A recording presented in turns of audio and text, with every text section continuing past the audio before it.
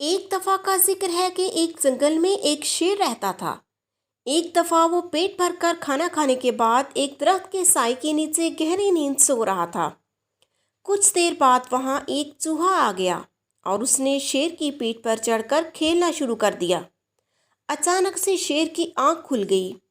شیر نے دیکھا کہ ایک چھوٹا سا چوہا اس کے سامنے کانپتے ہوئے کھڑا تھا۔ شیر خفگی سے چوہے کی طرف دیکھنے لگا جس نے اس کی گہری نیند خراب کر دی تھی۔ شیر چوہے پر جھپٹا اور تقریباً اسے مارنے ہی والا تھا کہ چوہے نے شیر سے معافی کی درخواست کی۔